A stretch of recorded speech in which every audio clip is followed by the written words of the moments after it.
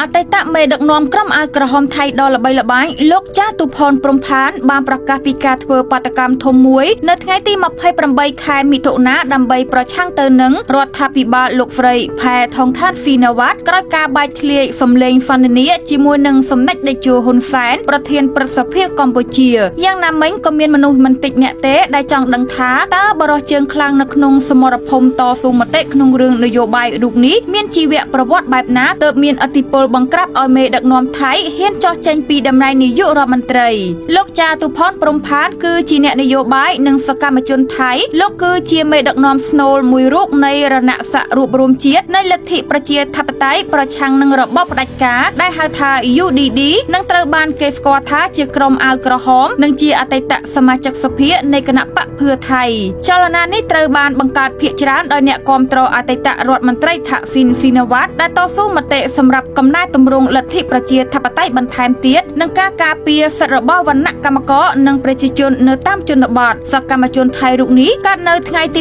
5ខែតុលាឆ្នាំ1965នៅក្នុងតំបន់បានណាសានខេត្តសូរ៉ាត់ធានីនៅអាយុ8ឆ្នាំលោកបានទៅរស់នៅជាមួយនឹងបងប្រុសបង្កើតនៅខេត្តនគរស៊ីធម្មរាជបន្ទាប់ពីឪពុកទទួលមរណភាពក្នុងឆ្នាំ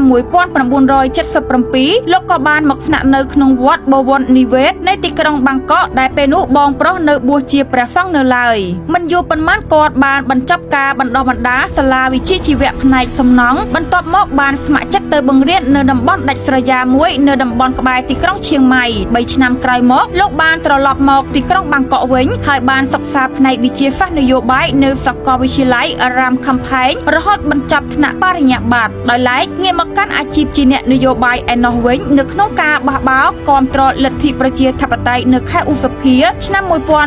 1992បន្ទាប់ពីកងទ័ពរដ្ឋាភិបាលបានធានាតំបន់ជុំវិញស្ពានផាន់ហ្វានិងវិមានប្រជាធិបតេយ្យលោកចាទូផនបានចូលរួមជាមួយមេដឹកនាំបាតកម្មនៅក្នុងបាតកម្មមួយនៅឯសាកលវិទ្យាល័យរ៉ាមខំផែងដែលនៅទីបំផុតបានបណ្ដាឲ្យនាយករដ្ឋមន្ត្រីដែលគាំទ្រដោយយោធាលោកសុចិន្តាក្រាប្រយុទ្ធបានលាលែងពីតំណែងនៅថ្ងៃទី24ខែឧសភាឆ្នាំ1992ក្រោយមកទៀតលោកចាទូផនបានចូលរួមជាមួយគណៈបកបាឡាំងដាម៉ាក្នុងឆ្នាំ1996ប៉ុន្តែគាត់បានចាញ់គណៈបកថៃរថៃថ្មីរបស់លោកថាក់ស៊ីនស៊ីណាវ៉ាត់បន្ទាប់ពីការរំលាយគណៈបកថៃរថៃសម្រាប់ការទិញសัญลักษณ์ឆ្នោតលោកបានឈរឈ្មោះជាបេក្ខភាពតំណាងរាស្ត្រនៃគណៈបកអំណាចប្រជាជននៅក្នុងការបោះឆ្នោតសភាឆ្នាំ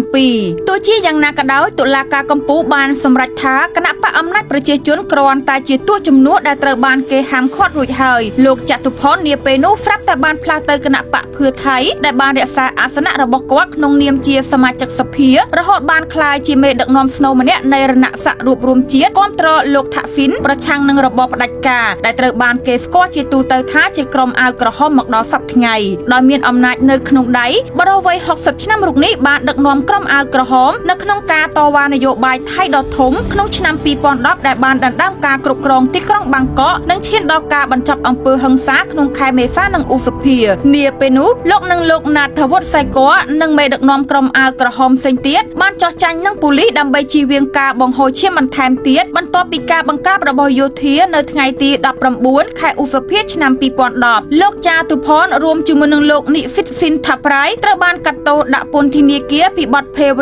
កម្មនិងពីបទជាប់ពាក់ព័ន្ធក្នុងការបាញ់សម្លាប់ឧត្តមសេនីយ៍យោធាខត្តិយាសារ៉ាឌីផូលបន្ទាប់ពីការនៅក្រៅឃុំត្រូវបានបដិសេធនៅថ្ងៃទី12ខែឧសភាឆ្នាំ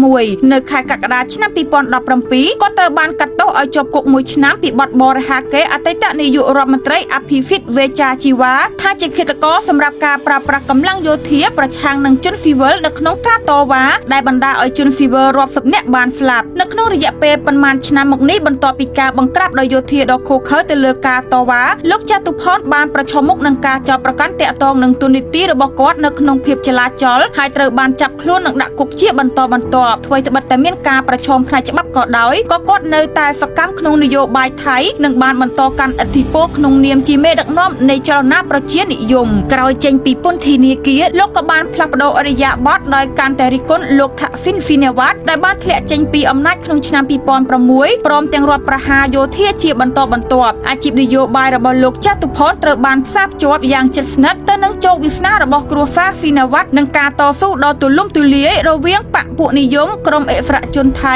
រួមទាំងយោធានិងការបង្កើតរាជានិយមមកដល់សប្តាហ៍ថ្ងៃនេះលោកចតុផនបានក្លាយជាអ្នកនាំពាក្យដ៏លេចធ្លោបំផុតម្នាក់របស់ចលនាតស៊ូមតិគឺជាអ្នករិះគន់ដែលឥតសំចៃមាត់ចំពោះការបង្កើតរបស់ថៃនិងរដ្ឋាភិបាលដែលគាំទ្រដោយយោធាលោកបានដើរតួនាទីសំខាន់ក្នុងការតវ៉ារបស់ក្រុមអាវក្រហមជាពិសេសក្នុងកំឡុងពេលបាតកម្មធំៗក្នុងឆ្នាំ2009និងឆ្នាំ2010វោហារសាស្ត្រដ៏ងប់ងល់របស់គាត់ជារឿយៗបានធ្វើឲ្យគាត់ក្លាយជាមនុស្សដែលតាមបំបែកអ្នកដទៃដោយអ្នកគាំទ្រចាត់ទុកគាត់ថាជើងឯកសម្រាប់លទ្ធិប្រជាធិបតេយ្យខណៈដែលអ្នករិះគន់បានមើលឃើញថាគាត់គឺជាកំពូលអ្នកញុះញង់